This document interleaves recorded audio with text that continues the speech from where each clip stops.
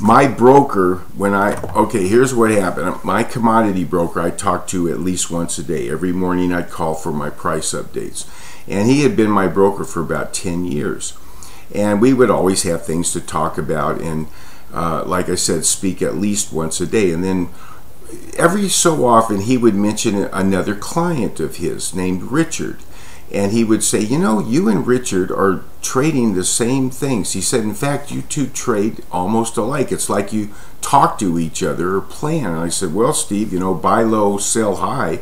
If you go by that, you're doing pretty much the same thing. Well, anyway, this went on for months, I guess. He would mention this other client of his named Richard. So one day I said, will you ask Richard how he got started trading commodities? What introduced him? And Richard was a few years older than me at the time. So anyway, a few days went by, and my broker one morning said, hey, I asked Richard how he got started in commodities. And I went, yeah, what happened? He said, well, he read this old book. I said, no, don't tell me it was the Ted Warren book. And he laughed because he knew that's what I would think. And he said, no, it was this book, A Better Way to Make Money by Burton Pugh. And this was written in the late 30s, and he treated commodities as a business. And when I read Burton Pugh's book, I flipped out because it was like I was writing the same things about the commodity markets, and I had never heard of Burton Pugh, never read anything of his, of course, but he treated commodities as a business. Now, the interesting side note is I tried to go after the copyright of that book also and did a lot of research, and I ran into a dead end with his brother in Texas. But along the way, I was speaking with a lady who used to work for the publisher of this book, and she knew Burton Pugh.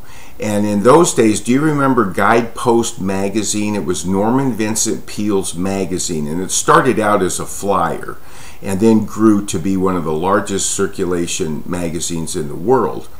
Anyway, Guidepost magazine had hit a stumbling block and almost folded, almost went under, and an anonymous donation came in that saved the day, got Guideposts over the hump, and then it took off and flew, and like I say, became one of the largest circulated magazines in the world. Well, the lady told me that Burton Pugh gave the anonymous donation. Well, it's not anonymous now, but it was at the time. All right, so now, knowing me as you do, who's missing from this painting?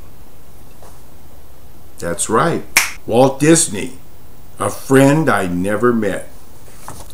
Walt Disney had so many great, but especially practical quotations for me, but the one that kept me going through very rough times I found by coincidence during a trip to Disneyland. As I was leaving the Great Moments with Mr. Lincoln Theater on Main Street, USA, there on a wall as you exit the gift shop outside the theater was a Walt Disney quotation I had never read before, and I had never noticed it on the wall there before. And here it is. A lot of people think the future is closed to them, that everything has been done. This is not so. There are still plenty of avenues left to be explored.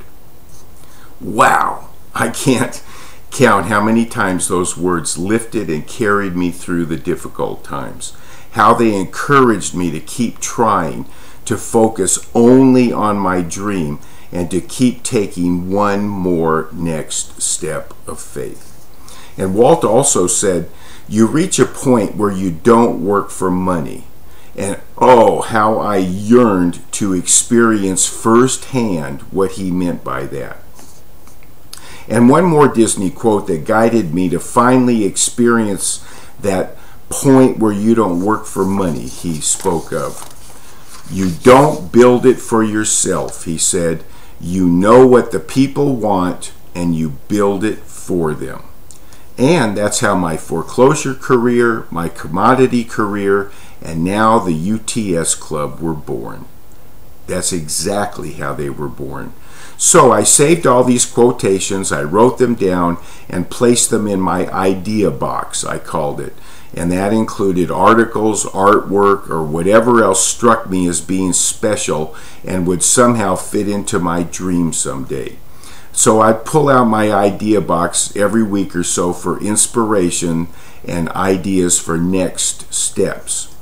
Then I slowly learned how to apply all this wisdom and use it to make my dreams come true, the story of which is contained in these two books. First, my commodity guide, which I showed you, The World's Most Powerful Money Manual, and then in my novel, A Rich Man's Secret, and now in your UTS handbook.